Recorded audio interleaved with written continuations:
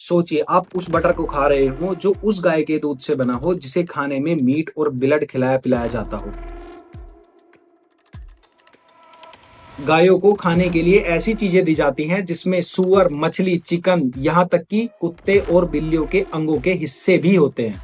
Protein के लिए मवेशियों को घोड़े और सूअर का ब्लड भी दिया जाता है। इसके अलावा जानवरों में मिलने वाली चर्बी भी गायों को खिलाई जाती है। आप जो दूध पीते हैं, जिससे बनी छाछ, घी, पनीर जैसी चीजें आप खाते हैं, क्या आपने कभी सोचा है कि वो वेज है या नॉन वेज? अब आप ये कहेंगे ये कैसा सवाल पूछ रहा है, दूध है, दूध तो नॉर्मली शाकाहारी ही होता है। लेकिन मैं आपसे कहूं, एक ऐसा दूध भी होता है जिसे नॉन वेज दूध कहा जा रहा है। जी हाँ, वर्ल्ड के दो सबसे बड़े लोकतंत्र भारत और अमेरिका इस समय आमने सामने हैं। लेकिन भारत ने साफ कह दिया है कि ये हमारी नो नेगोशिएबल रेड लाइन है और इसे पार करने की कोशिश भी नहीं करना। आखिरकार क्या है ये नॉन वेज दूध का मामला और भारत इसे लेकर इतना सख्त क्यों है? और अगर ये अमेरिकी दूध भारत आ गया तो कैसे हमारे किसानों को 1 लाख करोड़ रुपए का नुकसान सालाना हो सकता है? हमारे यहाँ गाय को एक पवित्र पशु मानते हैं। हमारे यहाँ आमतौर पर गाय हरा चारा, घास, भूसा, खली, दाना जैसी वानस्पतिक चारा ही खाती है।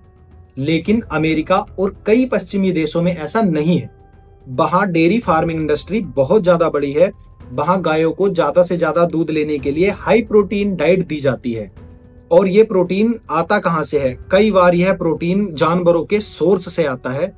अमेरिका में गायों को जो चारा दिया जाता है उसमें जानवरों का मांस यानी मीट मील, हड्डियों का चूरा यानी बोन मील और यहाँ तक कि ब्लड भी मिक्स किया जाता है, जिसे रूमिनेंट फीड भी कहा जाता है, यानी जुगाली वाला चारा भी कहा जाता है। जब भी कोई गाय ऐसा चारा खाती हो जिसमें दूसरे जानवरों के अंगों के अंश मिले हों, उस गाय से मिलने वाले दूध को भारत में नॉन वेज दूध कहा जा रहा है। साल 2004 की एक रिपोर्ट में बताया गया है कि गायों को सूअर और घोड़े का खून भी प्रोटीन के तौर पर दिया जाता है। गायों को गायों की चर्बी भी दी जाती है ताकि वो मोटी बन सके, और चारे को सस्ता रखने के लिए वह मुर्गी के पंखों तथा मुर्गी की बीट भी मिलाई जाती है। अमेरिका के centre for disease control and prevention ने गायों को गायों की चर्बी से बने प्रोडक्ट खिलाने पर बैन लगाया हुआ है ताकि वो मैड काउ डिजीज से बच सकें। मैड काउ डिजीज एक घातक बीमारी है जो गायों से इंसानों में फैलती है और जिसका कोई इलाज नहीं है। अब आप मुझे बताइए, यह सुनकर आपको कैसा लग रहा है? यही एक मूल और बड़ी वजह है जिसकी वजह से भारत और अमेरिका के बीच ट्रेड डील में अड़ंगा डल गया है।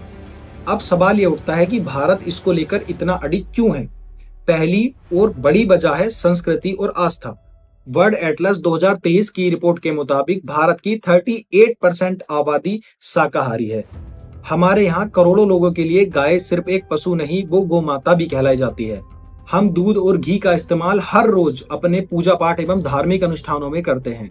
अब आप सोचिए, क्या कोई अपने आराध्य को ऐसा दूध या घी चढ़ाना चाहेगा जिसकी बनने की प्रक्रिया में मांसाहार जुड़ा हो? बिल्कुल नहीं। यह हमारी धार्मिक भावनाओं को सीधे तौर पर चोट पहुंचाना है। इसलिए भारत सरकार ने इसे नो नेगोशिएबल रेड लाइन करार दिया है। भारत सरकार ने साफ कर दिया है कि अमेरिका से आने वाले सभी डेयरी प्रोडक्ट्स को सर्टिफिकेट देना होगा। उस सर्टिफिकेट में साफ साफ लिखा होना चाहिए कि जिन जानवरों से यह दूध लिया गया है उन जानवरों को कभी भी मीट मील, बोन मील या ब्लड मील या ऐसी कोई भी मील नहीं खिलाई गई हो जिसमें जानवरों के अंगों का यूज किया गया हो। जब तक अमेरिका यह गारंटी नहीं दे देता, तब तक अमेरिकी प्रोडक्ट के लिए भारत के दरवाजे बंद हैं। दूसरी बड़ी वजह है अर्थव्यवस्था पर असर और हमारे किसानों की रोजी रोटी।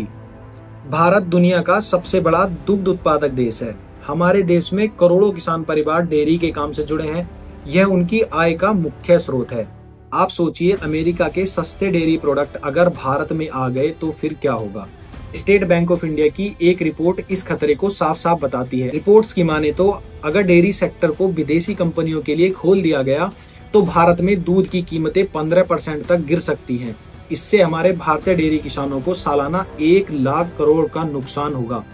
ये रकम इतनी बड़ी है, ये हमारी पूरी ग्रामीण अर्थव्यवस्था को हिलाकर रख सकती है।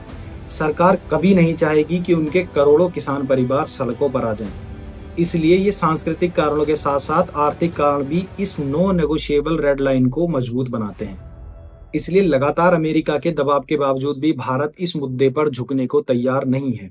ये नॉनवेज दूध का मुद्दा भारत और अमेरिका के ट्रेड डील का सबसे बड़ा कांटा है। मैं आपसे पूछना चाहता हूं, आपको क्या लगता है, क्या भारत का स्टैंड सही है? क्या किसानों की रोजी रोटी और आस्था के लिए किसी भी ट्रेड डील को रोका जाना चाहिए, या भारत को कोई बीच का रास्ता निकालकर समझौता कर लेना चाहिए? आपकी क्या राय है, हमें कमेंट सेक्शन में जरूर बताएं। अगर यह जानकारी आपको पसंद आई हो तो अपने दोस्तों को जरूर शेयर करें और हमारा चैनल सब्सक्राइब करें। Thank you.